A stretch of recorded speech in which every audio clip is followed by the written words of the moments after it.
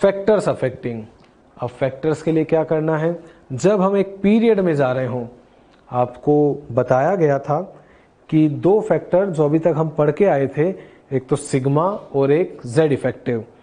एक ग्रुप में जब हम जाते हैं तो सिग्मा डोमिनेट करता है, क्योंकि ग्रुप के अंदर तो जेड इफेक्टिव कांस्टेंट हो जाता है। पीरियड में जब जाते हैं तो सिग्मा बढ़ता है 0.35 से और जेड इफेक्टिव बढ़ता है 0.65 से। तो जो ज्यादा इंक्रीज होता है वो है जेड इफेक्टिव। इसीलिए पीरियड की प्रॉपर्टी को डिफाइन करने के लिए जेड इफेक्टिव और ग्रुप की प्रॉपर्टी को डिफाइन करने के लिए सिग्मा अप्लाई किया जाता है। अब यहां पर एक पीरियड के लिए जब रिलेशन लिखना होगा तो क्या कहेंगे, जब आप लेफ्ट से राइट गए तो लेफ्ट से राइट जाने पर जेड इफेक्टिव का वैल्यू बढ़ा। जेड इफेक्टिव बढ़ना मतलब न्यूक्लियस का अट्रैक्शन बढ़ना। न्यूक्लियस के खींचने की पावर जितनी ज्यादा होगी वो अपनी तरफ खींचने की कोशिश करेगा और न्यूक्लियस के खींचने की वजह से उसका साइज कम होगा। तो हम कह सकते हैं कि जेड इफेक्टिव जितना ज्यादा होता है रेडियस का वैल्यू उतना ही कम हो जाता है। जेड इफेक्टिव पॉजिटिव चार्ज के साथ बढ़ेगा और नेगेटिव चार्ज के साथ कम होगा। पॉजिटिव ज्यादा साइज कम, नेगेटिव ज्यादा साइज ज्यादा, जैसा कि हम आयनिक रेडियस में पढ़ कर आए हैं। नेक्स्ट वन, जब हम एक ग्रुप में जा रहे हो तो क्या लगाना होगा, तो ग्रुप में हमें देखने होंगे नंबर ऑफ शेल और कैसा रिलेशन बनाया है, डायरेक्टली प्रोपोर्शनल। तो हमने एक पीरियड में शेल क्यों नहीं देखा, सेकंड पीरियड के अंदर कॉन्फ़िगरेशन बनता 2s1, 2s2, 2s2 2p1, 2p2, 2p3। क्या देख पा रहे हो कि शेल का नंबर तो कांस्टेंट है, सभी सेकंड शेल के एलिमेंट थे, इसीलिए पीरियड के अंदर शेल चेंज नहीं होता। शेल चेंज होता है जब हम मूव कर रहे हो एक ग्रुप के अंदर, और एक ग्रुप में जाते हैं तो सबसे पहले आया एक शेल, उसके बाद दो, उसके बाद तीन। क्या कहा जाएगा, जितना ज्यादा शेल का नंबर होगा इनके बीच का डिस्टेंस उतना ही ज्यादा होगा, और डिस्टेंस बढ़ने का मतलब है रेडियस बढ़ गया। इसीलिए कहेंगे नंबर ऑफ शेल बढ़ते हैं तो रेडियस बढ़ता है। दो फैक्टर, पहला जेड इफेक्टिव और दूसरा number of shell. Z effective inverse और number of shell direct. Apply करते हैं, पीरियोडिक वेरिएशन कैसा होगा। जब आप एक पीरियड में जा रहे हैं लेफ्ट टू राइट, क्या डोमिनेटिंग फैक्टर हुआ, जेड इफेक्टिव। जब हम एक पीरियड में मूव करते हैं लेफ्ट से राइट की तरफ तो हम कहते हैं कि जेड इफेक्टिव का वैल्यू बढ़ रहा है, न्यूक्लियस का अट्रैक्शन बढ़ रहा है, और जितना ज्यादा न्यूक्लियस खींचेगा डिस्टेंस उतनी ही कम हो जाएगी। तो जेड इफेक्टिव जितना ज्यादा होगा रेडियस का वैल्यू उतना ही कम हो जाएगा। देखो कैसे अप्लाई किया, आप सेकेंड पीरियड में मूव कर रहे थे लेफ्ट से राइट, जेड इफेक्टिव बढ़ रहा है तो साइज कम होगा। सबसे बड़ा lithium, beryllium, boron, carbon, nitrogen, oxygen, fluorine. एक एलिमेंट यहां पर मिसिंग है, कौन सा एलिमेंट मिसिंग है, नियोन, क्योंकि नियोन तो एक इनर्ट गैस है। अच्छा, जैसे ही आपको पता चला कि वो एक इनर्ट गैस है तो आपके दिमाग में स्ट्राइक करेगा कि जो इनर्ट गैस होती है उनके लिए एक डिफरेंट टाइप का रेडियस काम में आता है, जिसको हम नाम देते हैं वॉन डर वॉल रेडियस। और क्या आप जानते हैं वॉन डर वॉल रेडियस सबसे बड़ा होता है, इसी वजह से वो सबसे छोटे नहीं होंगे, वो सबसे बड़े होंगे।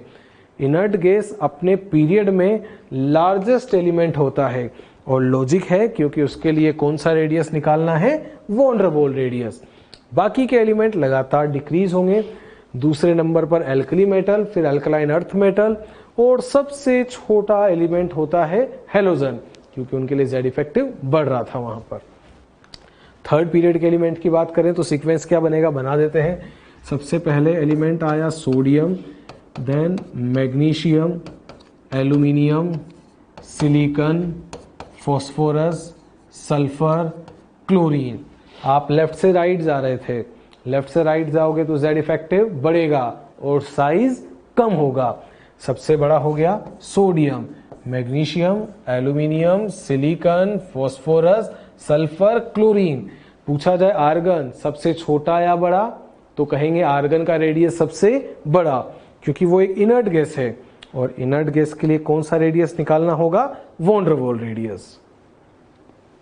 नेक्स्ट वन, अब हम बात कर रहे हैं 3D सीरीज की, मतलब जब डी ब्लॉक को कंपेयर करना पड़े तो क्या चेंज आएगा, जरा चेक करें।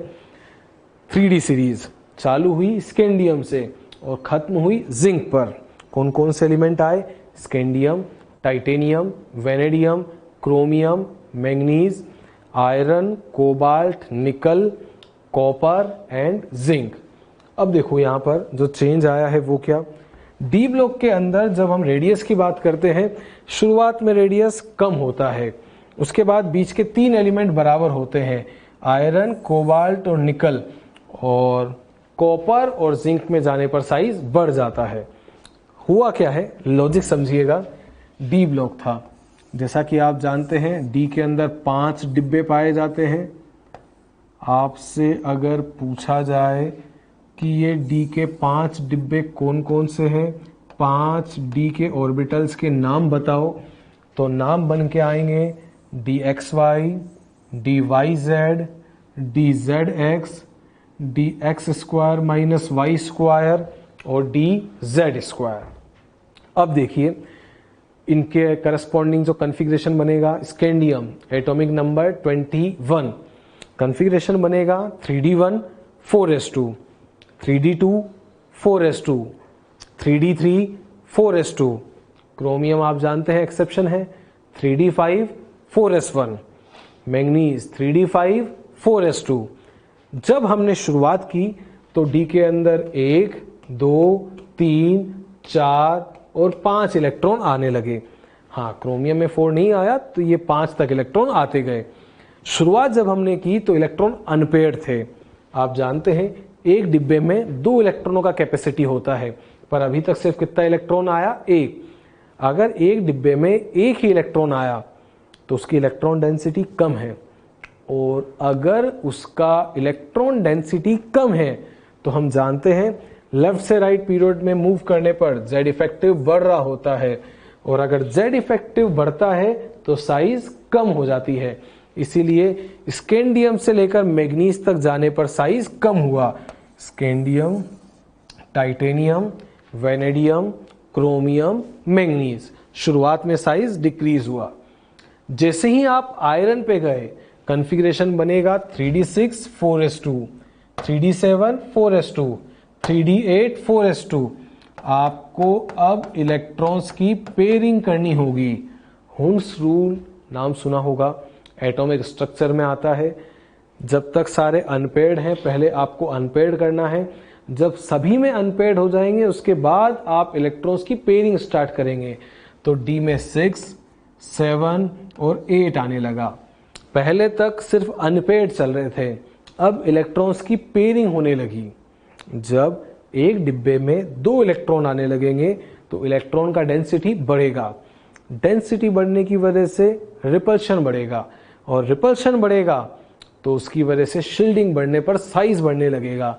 लेफ्ट से राइट जब तक जेड इफेक्टिव बढ़ रहा था साइज को कम किया, स्क्रीनिंग इफेक्ट सिग्मा बढ़ा, साइज को बढ़ाया, और जब दोनों ने एक दूसरे को बैलेंस कर लिया तो उसकी वजह से साइज हो गया almost equal. 3 element iron, cobalt, nickel, size almost equal हो जाता है। लास्ट पे चलते हैं, कॉपर, कॉन्फ़िगरेशन बनेगा 3d10 4s1, जिंक बनेगा 3d10 4s2। अब ये दोनों ही एलिमेंट ऐसे हैं जब डी के अंदर 10 इलेक्ट्रॉन्स हो गए। डी के अंदर 10 भरने का मतलब है हमने सारे के सारे इलेक्ट्रॉन्स की पेयरिंग कर दी, और अगर इन सब की पेयरिंग हो गई तो अब एक डिब्बे के अंदर 2 इलेक्ट्रॉन आ गए। एक डिब्बे के अंदर जब 2 इलेक्ट्रॉन आएंगे तो इलेक्ट्रॉन का डेंसिटी बढ़ेगा। डेंसिटी बढ़ने की वजह से लगने वाला रिपल्शन भी बढ़ेगा, और रिपल्शन बढ़ेगा, स्क्रीनिंग इफेक्ट बढ़ेगा तो वो साइज को बढ़ाएगा। इसीलिए कॉपर और जिंक में जाने पर साइज बढ़ जाता है। तो आपने क्या देखा, डी ब्लॉक के अंदर साइज का sequence scandium, titanium, vanadium, chromium. पहले साइज कम हुआ था, जब आप मैंगनीज और आयरन तक आ गए तो कम ही रहा। आयरन, कोबाल्ट, निकल का साइज ऑलमोस्ट इक्वल चला और कॉपर और जिंक में जाने पर साइज बढ़ जाता है। तो डी ब्लॉक में पहले डिक्रीज, फिर बराबर और आखिरी में बढ़ना होता है।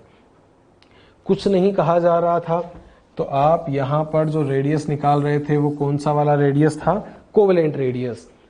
पर हम जानते हैं ये सब मेटल्स हैं, और मेटल्स के लिए एक और रेडियस पॉसिबल होता है जिसको हम नाम देते हैं मेटेलिक रेडियस। जैसा कि हम पहले पढ़ के भी आए थे, मेटल मेटल जब कंबाइन करेंगे तो मेटेलिक बॉन्ड बनेगा, और वहां से जो रेडियस निकलेगी उसको नाम देंगे मेटेलिक रेडियस। कोई खास चेंज नहीं आएगा, बस एक जगह ये चेंज आया कि जो मैंगनीज था उसका रेडियस अपने आसपास वाले एलिमेंट के रेस्पेक्ट में ज्यादा हो गया, और लॉजिक नीचे लिखा है क्योंकि उसका D5 कॉन्फ़िगरेशन है। आप जानते हैं D के अंदर 5 डिब्बे होते हैं और मैक्सिमम इलेक्ट्रॉन आ सकते हैं 10। जब 5 भरोगे तो कहलाएगा हाफ फिल्ड, और 10 भरोगे तो कहलाएगा फुल फिल्ड। जब मेटेलिक बॉन्ड बनाना होता है तो वैलेंस शेल के इलेक्ट्रॉन काम में आते हैं, पर जिनका हाफ या फुल फिल्ड कॉन्फ़िगरेशन होता है वो मेटेलिक बॉन्ड के फॉर्मेशन में पार्टिसिपेट नहीं कर पाते। तो मैंगनीज का जो कॉन्फ़िगरेशन था वो बना था 3d5 और 4s2। एस के 2 इलेक्ट्रॉन जो थे उन्होंने तो मेटेलिक बॉन्ड के फॉर्मेशन में पार्टिसिपेट किया, पर जो डी के 5 इलेक्ट्रॉन थे उन्होंने मेटेलिक बॉन्ड के फॉर्मेशन में पार्टिसिपेट नहीं किया। अगर ऐसा हुआ तो सिर्फ एस के 2 ही इलेक्ट्रॉनों ने बॉन्ड बनाया, और कम इलेक्ट्रॉनों से बॉन्ड बनेगा, इसीलिए बॉन्ड वीक होगा। और अगर बॉन्ड वीक होगा तो एटम दूर रहेंगे, और अगर एटम दूर रहेंगे तो उनका रेडियस भी ज्यादा होगा। ज्यादा इलेक्ट्रॉन काम में आते तो बॉन्ड स्ट्रॉन्ग बनता, बॉन्ड स्ट्रॉन्ग बनेगा तो एटम नजदीक आएंगे, और नजदीक आने पर डिस्टेंस कम और रेडियस भी कम हो जाएगा। तो वीक मेटेलिक बॉन्डिंग की वजह से मैंगनीज का मेटेलिक रेडियस अपने आसपास वालों से ज्यादा होता है। जिंक का भी रेडियस ज्यादा होता है, पर वो ऑलरेडी ज्यादा था तो हमें नहीं लिखना पड़ा, इसी वजह से मैंगनीज में जो चेंज आया उसको हमने इंडिकेट कर दिया।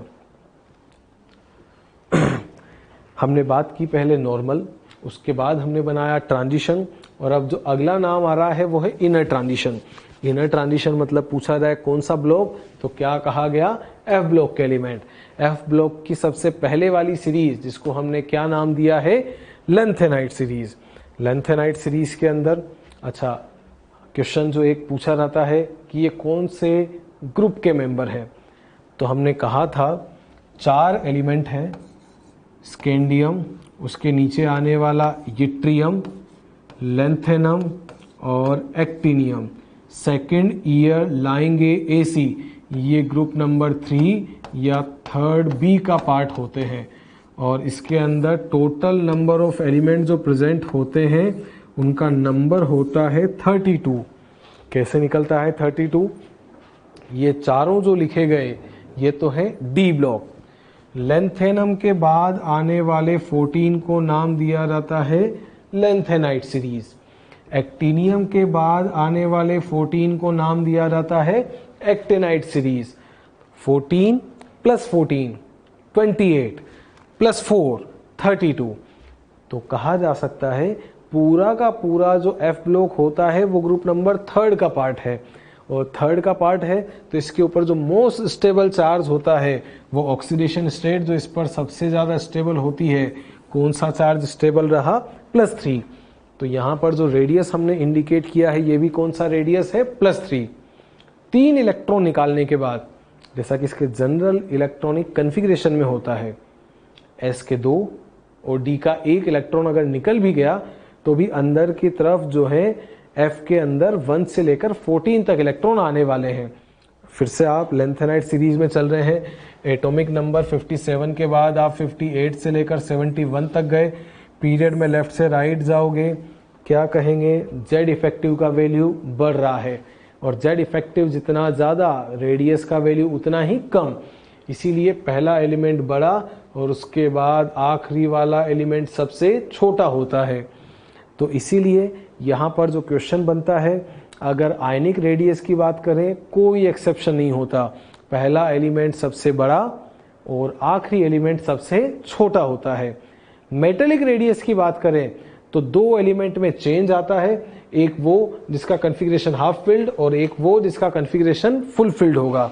EU और YB उनका रेडियस अपने एडजेसेंट आसपास वालों से बड़ा होता है। EU कुछ ज्यादा ही बड़ा है जो कि F ब्लॉक में लार्जेस्ट होता है लेंथेनाइड सीरीज में। बाकी इसी तरह का सीक्वेंस है जो डिक्रीजिंग ऑर्डर फॉलो होगा। हाफ और फुल वाले अपने आसपास वालों से बड़े होंगे, जबकि आपसे पूछा जाए मेटेलिक रेडियस और आयनिक रेडियस कोई एक्सेप्शन नहीं, पहला वाला सबसे बड़ा और आखिरी वाला सबसे छोटा हो जाएगा। नेक्स्ट वन, जब हम मूव कर रहे हो एक ग्रुप के अंदर, एक ग्रुप में जब आप जा रहे हो टॉप से बॉटम, क्या कहेंगे? जब आप ग्रुप के अंदर टॉप से बॉटम की तरफ मूव करते हैं, ऊपर से नीचे जाने पर ग्रुप में देख के बताएं Z इफेक्टिव। हम पढ़ चुके हैं कि एक ग्रुप के अंदर Z इफेक्टिव की वैल्यू क्या हो जाती है? कांस्टेंट, कोई फर्क नहीं पड़ा। इसके अलावा ऊपर से नीचे जा रहे थे, नंबर ऑफ शेल बढ़ेगा, शेल बढ़ेगा तो साइज भी बढ़ेगा, एटॉमिक रेडियस का वैल्यू भी बढ़ेगा। ऊपर वाले एलिमेंट छोटे और नीचे वाले एलिमेंट बड़े हो जाएंगे। फॉर एग्जाम्पल अप्लाई करते हैं, जरा चेक करें। सबसे पहले जो आया है वो है S ब्लॉक के लिए और बाद में जो आया है वो है P ब्लॉक के लिए। S ब्लॉक कहा गया एल्कली मेटल्स, ग्रुप नंबर लिख दिया फर्स्ट, सबसे छोटा लिथियम, फिर sodium, potassium, rubidium, caesium. Second है beryllium, magnesium, calcium, strontium, barium. क्या आप देख पा रहे हैं नीचे की तरफ जाने पर साइज बढ़ रहा है। Oxygen, sulphur, selenium, tellurium, fluorine, chlorine, bromine, iodine, helium, neon, argon, krypton, xenon. ऊपर वाले छोटे और नीचे वाले बड़े। लॉजिक, क्योंकि हीलियम की बात करें तो यहां पर सिर्फ और सिर्फ एक शेल था, अगले पे जाओगे 2 शेल, उसके बाद जाओगे 3 शेल। नीचे की तरफ जाने पर जितने ज्यादा शेल बनेंगे, न्यूक्लियस से डिस्टेंस जितना ज्यादा होगा, रेडियस की वैल्यू उतनी ही ज्यादा हो जाएगी। इसीलिए ऐसा इंपैक्ट दिखाई देता है। तो ऊपर वाले छोटे और नीचे वाले बड़े होते हैं। Lanthanide contraction. अब ये कॉन्ट्रैक्शन क्यों जरूरी है? क्योंकि जब हम ग्रुप में मूव करते हैं टॉप से बॉटम की तरफ तो साइज बढ़ता है, पर कुछ जगह पर ऐसा देखा गया कि साइज ना बढ़कर ऑलमोस्ट इक्वल हो जाता है। और साइज को ऑलमोस्ट इक्वल कर देने वाला ये जो इफेक्ट है उसी को हम नाम देते हैं lanthanide contraction.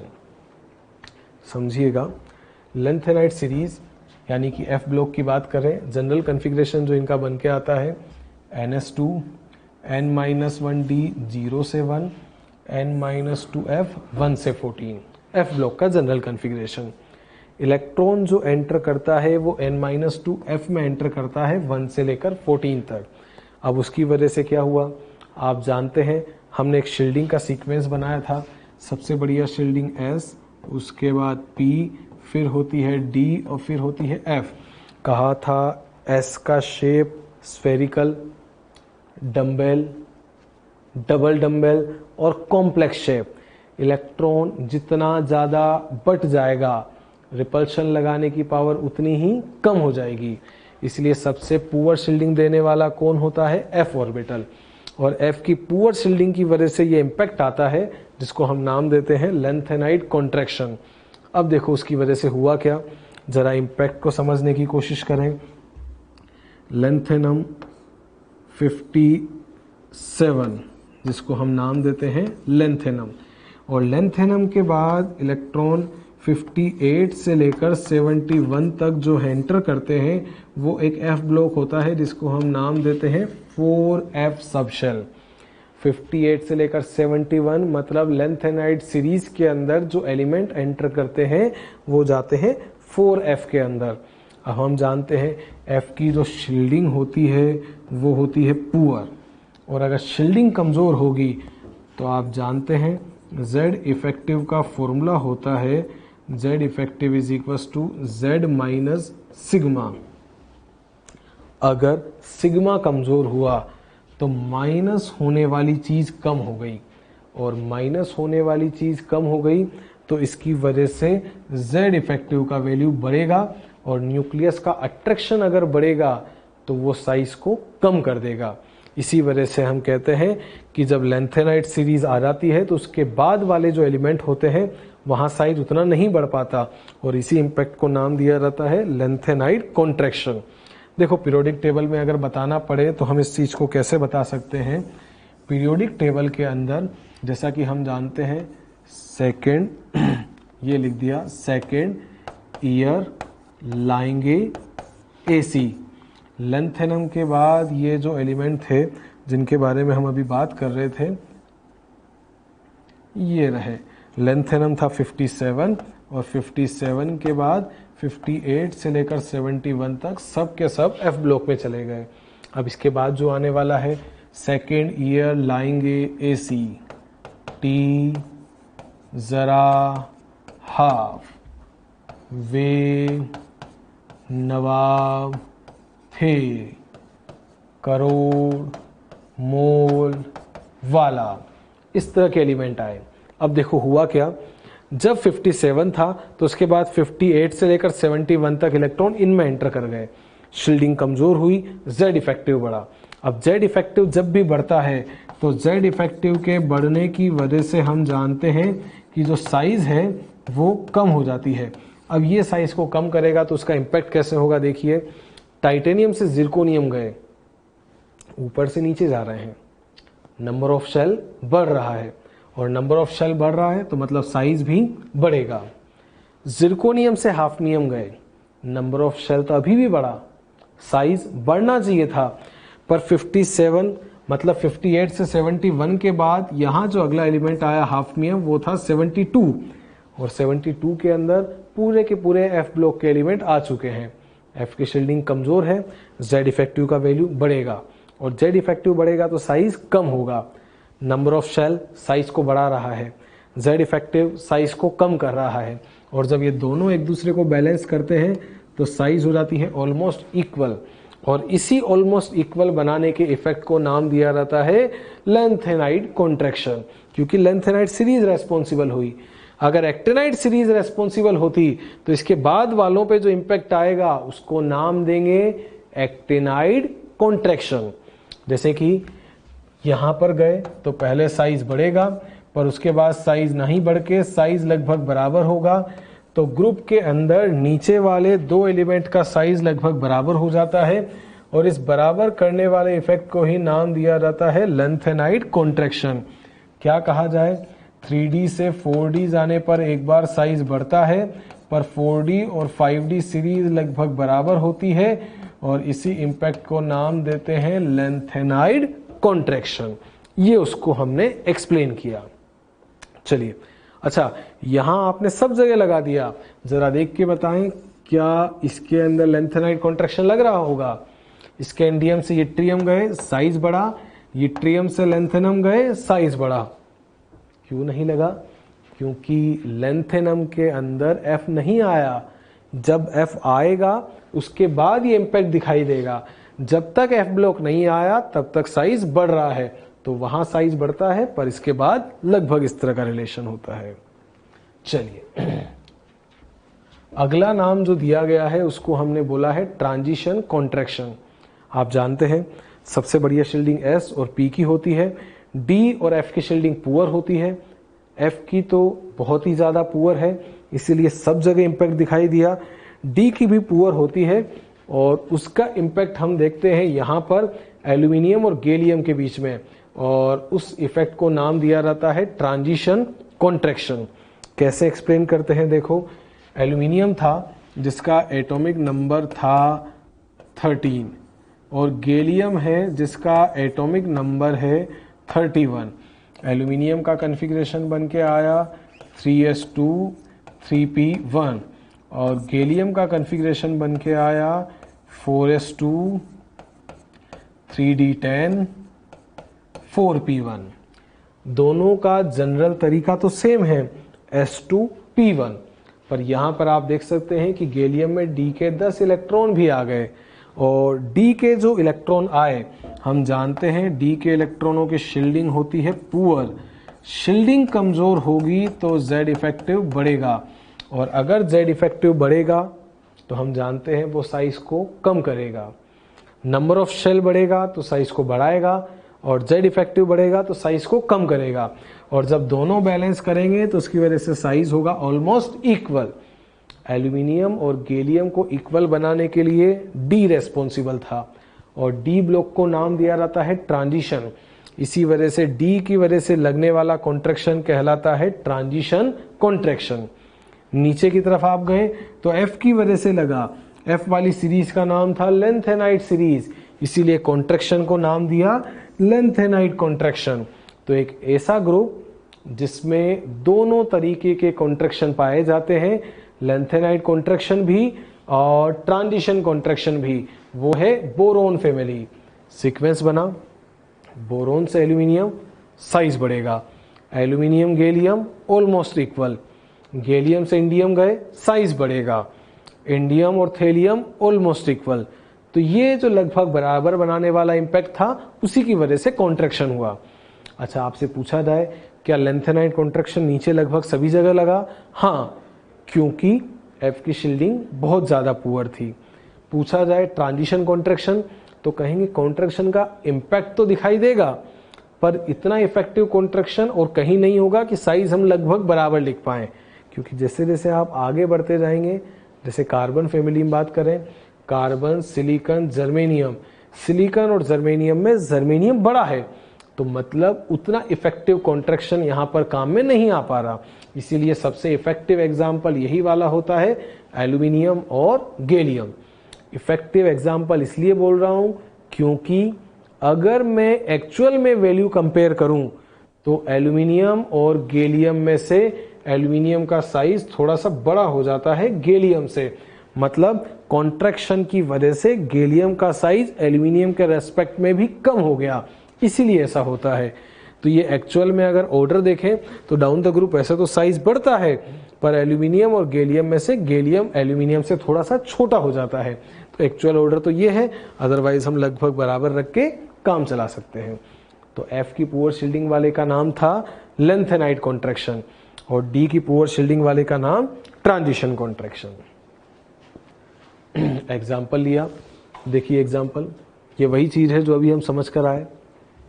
Scandium, yttrium, lanthanum, down the group जा रहे हैं, साइज बढ़ रहा है, कोई कॉन्ट्रैक्शन नहीं। बाकी अगर आगे गए, टाइटेनियम, जिरकोनियम, हाफनियम, टाइटेनियम से जिरकोनियम जाओगे साइज बढ़ेगा। क्यों बढ़ेगा? क्योंकि नंबर ऑफ शेल बढ़ रहे हैं।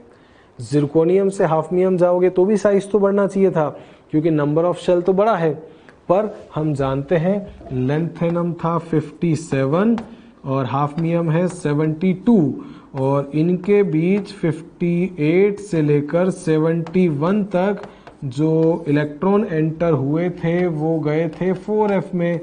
4f की शील्डिंग होती है पुअर, और शील्डिंग कमजोर होने की वजह से Z इफेक्टिव बढ़ गया, और Z इफेक्टिव ने बढ़ के इसके साइज को लगभग बराबर कर दिया, और यही इम्पैक्ट था जिसको हमने क्या नाम दिया था, लेंथेनाइट कॉन्ट्रैक्शन।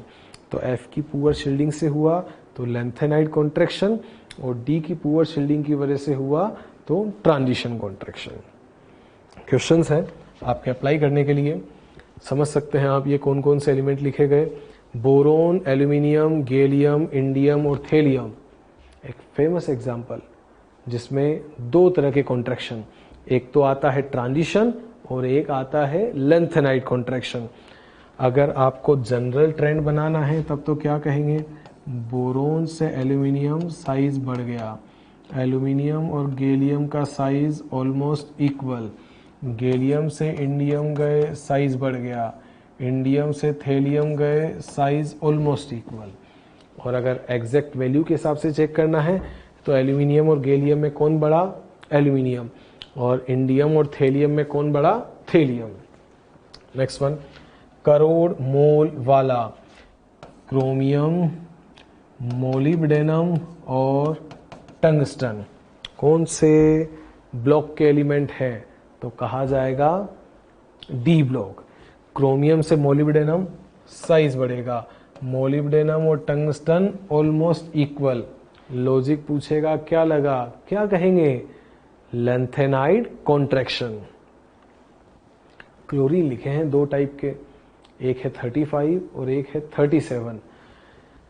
17 क्लोरीन 35 और 17 क्लोरीन 37। क्या देख पा रहे हैं? Number of electron 17, number of protons 17। सिर्फ चेंज कहाँ होगा? न्यूट्रॉन्स में। क्या कहलाते हैं ये एक दूसरे के? हाइड्रोजन 1s1, 1s2, 1s3 क्या कहलाते हैं? एक दूसरे के आइसोटोप्स, जिनका एटॉमिक नंबर सेम हो पर मास नंबर अलग अलग हो। चलिए रेडियस की बात करें। न्यूक्लियस के अंदर प्रोटॉन सेम है जो कि अट्रैक्शन लगाते हैं। नंबर ऑफ इलेक्ट्रॉन सेम है जो कि रिपल्शन लगाते हैं। मतलब साइज में कोई भी चेंज नहीं आया। चेंज आया है न्यूट्रॉन्स में, और न्यूट्रॉन्स तो न्यूट्रल है, इसलिए उनकी वजह से कोई फर्क नहीं पड़ता। दोनों का साइज एग्जैक्टली बराबर। मतलब यहां पर हम कह सकते हैं कि इनके साइज में कोई भी चेंज नहीं आया और ये दोनों बराबर हो जाएंगे। H माइनस, Li प्लस और Be+2 क्या कहलाएंगे? जिसमें नंबर ऑफ इलेक्ट्रॉन बराबर चलते हैं वो कहलाते हैं एक दूसरे के साथ आइसो इलेक्ट्रॉनिक। आइसो इलेक्ट्रॉनिक का तरीका, एनायन का साइज बड़ा और केटायन का साइज छोटा। सबसे बड़ा कौन होगा? H माइनस, उसके बाद Li प्लस और उसके बाद Be+2। नेक्स्ट वन चेक करना, नाइट्रोजन, ऑक्सीजन, फॉस्फोरस, सल्फर। ये कुछ अलग अलग पोजीशन से उठा के दिए हैं। ये वाले जो हैं ये हैं सेकंड पीरियड के और ये वाले हैं थर्ड पीरियड के। उनमें 2 शेल हैं और इनमें 3 शेल हैं। कौन बड़े? 2 शेल वाले या 3 शेल वाले? कहेंगे 3 शेल वाले। अच्छा, इन दोनों में कौन बड़ा? लेफ्ट से राइट। जेड इफेक्टिव बढ़ रहा है, जेड इफेक्टिव बढ़ रहा है तो साइज कम हो रहा है। सबसे बड़ा होगा फॉस्फोरस, उसके बाद सल्फर, देन नाइट्रोजन और फिर ऑक्सीजन। सीक्वेंस बन के आया फॉस्फोरस, देन सल्फर, फिर नाइट्रोजन और देन ऑक्सीजन, ये सीक्वेंस। अगले में जो क्वेश्चन है उसमें हमें मैग्नीज का रेडियस कंपेयर करना है। KMnO4 Mn पर चार्ज आएगा +7, MnO2 +4, MnCl2 +2। हम पढ़कर आए हैं एक ही एटम के बने हुए आयंस हैं तो उसके लिए आपको अप्लाई करना है जेड इफेक्टिव। पॉजिटिव चार्ज जितना ज्यादा, जेड इफेक्टिव जितना ज्यादा, साइज उतना ही कम। सबसे बड़ा होगा +2, फिर होगा +4, फिर होगा +7। लास्ट वाला जो एग्जाम्पल हमारे सामने है लेंथेनम, और उसके बाद ये सब उस सीरीज का पार्ट जिसको हम नाम देते हैं लेंथेनाइट सीरीज। और काम की बात जो कि इस क्वेश्चन को आसान बनाने के लिए दी है, सभी के ऊपर चार्ज लगा हुआ है +3, मतलब बिना किसी एक्सेप्शन के। कैसे चलेंगे? लेंथेनम के बाद जब आप +3 के लिए रेडियस निकालते हैं, लेफ्ट से राइट जाते टाइम कहेंगे जेड इफेक्टिव बढ़ रहा है, और जेड इफेक्टिव बढ़ रहा है तो साइज कम हो रही है, इसीलिए सबसे बड़ा लेंथेनम। और उसके बाद लगातार साइज कम होता जाएगा।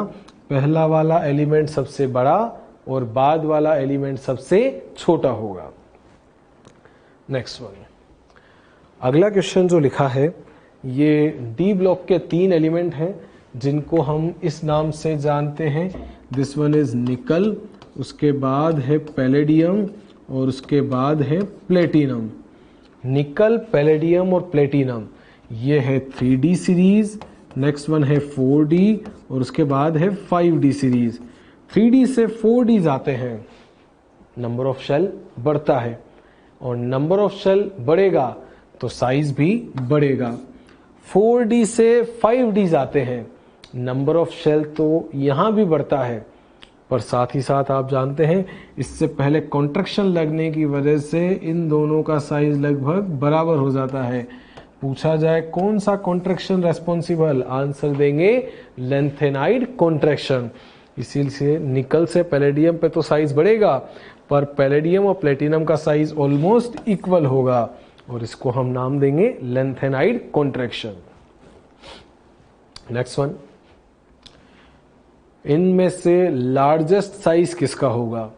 जरा इन कॉन्फ़िगरेशन को देखते हुए पहचानने की कोशिश करें।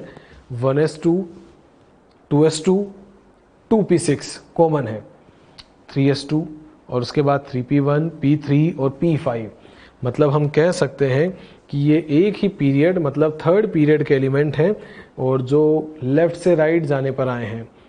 3s1, 3s2, 3p1, 3p2, p3, p4, 5 and 6 left से राइट जा रहे हो। Z इफेक्टिव बढ़ रहा है और Z इफेक्टिव बढ़ने पर साइज कम होगा। पहला वाला एलिमेंट बड़ा और आखिरी वाला एलिमेंट छोटा, तो इसी वजह से सबसे बड़ा एलिमेंट कौन सा हो जाएगा? A, उसके बाद B, C और D। आप चाहे तो इनको पहचान सकते हैं। 1s2, 2s2, 2p6 10, 3s2 12, मतलब ये हो गया मैग्नीशियम। फिर आया एल्यूमिनियम, सिलिकॉन के बाद आया फॉस्फोरस, सल्फर के बाद आया क्लोरीन।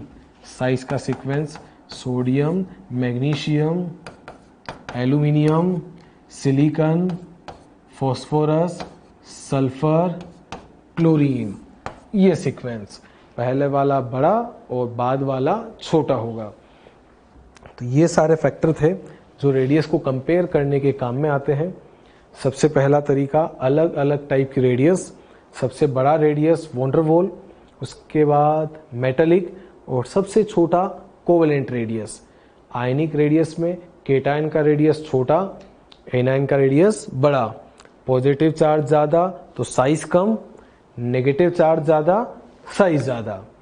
आइसो इलेक्ट्रॉनिक में पॉजिटिव बढ़ने पर साइज कम, नेगेटिव बढ़ने पर साइज ज़्यादा।